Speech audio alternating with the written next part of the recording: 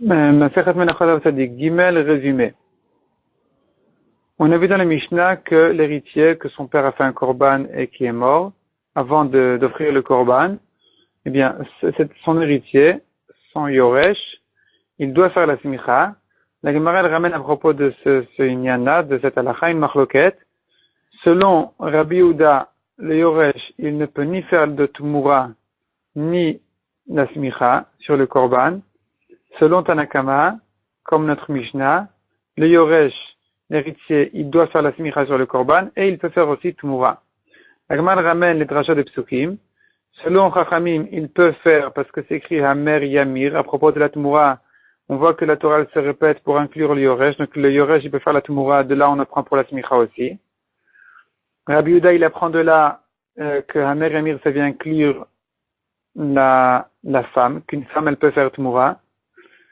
Et Rabbi Yehuda qui dit que le yoresh ne peut pas faire de tumura, lui il apprend de la smicha, parce que c'est écrit à propos de la smicha korbano, son korban à lui et pas le korban de son père. Donc sur le korban de son père, il ne fait pas la smicha. De là, j'apprends que de même qu'il ne peut pas faire tumura. Et Chachamim apprennent du mot korbano, donc c'est écrit 3 fois le mot korbano. Ça vient exclure le korban d'un goy, sur lequel on ne fait pas la smicha, le korban de son ami, sur lequel on ne fait pas la smicha, et une 3e fois le korbano pour nous dire que tous les propriétaires du korban, tous les associés sur le korban, ils doivent faire la smicha. Deuxième sujet, la Mishnah dit, tout le monde fait la smicha, sauf qui sont les gens qui ne font pas la smicha sur le korban, le sourd-muet, le choté, le petit, l'enfant, l'aveugle, le goy, l'esclave, l'envoyé et la femme. La Gemara explique que Mocher choté vekatan, donc le sourd-muet, le choté, l'enfant, ils n'ont pas de DA, ils n'ont pas de date, donc évidemment ils ne font pas de smicha. Le goy, on l'apprend du pasuk Bnei Israël, ça exclut les goyim. L'aveugle, d'où je sais que l'aveugle ne fait pas smicha, soit je l'apprends du korban du bedin, qui ne sont pas aveugles, soit je l'apprends du korban de Olat Riya, celui qui monte au Bet Amikdash pendant les 3 régalim.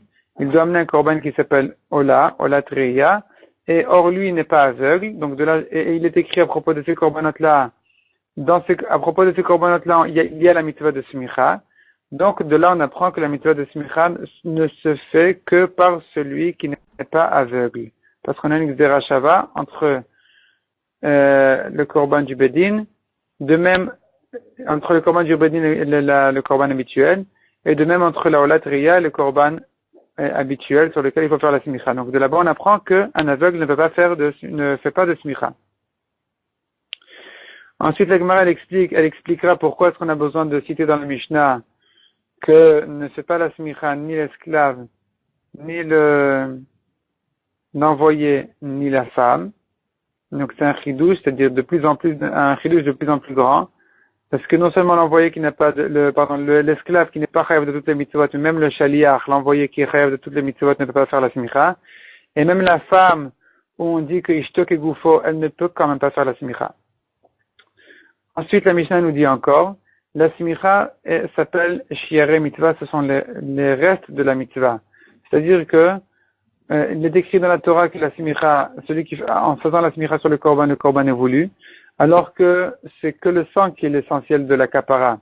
Donc effectivement, de là on apprend que c'est considéré comme des restes de mitzvah. C'est-à-dire que s'il n'a pas fait la smicha, il a l'essentiel de la kapara, mais la kapara est quand même incomplète. De même, en ce qui concerne la tnufa, la Gemara va ramener des psukim, on voit aussi la même chose, que ça complète le kapara, malgré que la tnufa, le balancement des parties du korban qu'il faut, ne sont pas indispensables pour la kapara. On voit encore dans la Mishnah que la smicha se fait sur la tête du korban. On apprend des psukim, on ne fait la smicha que sur la tête, et même pas sur les joues. Des 2 mains, il faut avec les 2 mains s'appuyer sur le korban. On apprend aussi dans la Gemara, on apprend d'une Gzera Shava, on apprend d'un Binyanav, pardon. Il est écrit à propos de Aaron qu'il a appuyé ses 2 mains. Il écrit ces deux, c'est écrit méforage, donc ses 2 mains. Mais le mot main, il est au singulier, parce que c'est écrit Yado, alors que ça se lit Yadav. Donc puisque c'est écrit Yado, j'apprends de là qu'à chaque fois qu'il est écrit dans la Torah Yado, en ce qui concerne au moins la smicha d'un korban, il s'agit de 2 mains. Et enfin, on voit dans la Mishnah encore qu'il faut faire la simicha à l'endroit où on fait la shrita, ou plutôt là où on fait la simicha, on fait la shrita, car tout de suite après la simicha, il faut faire la shrita.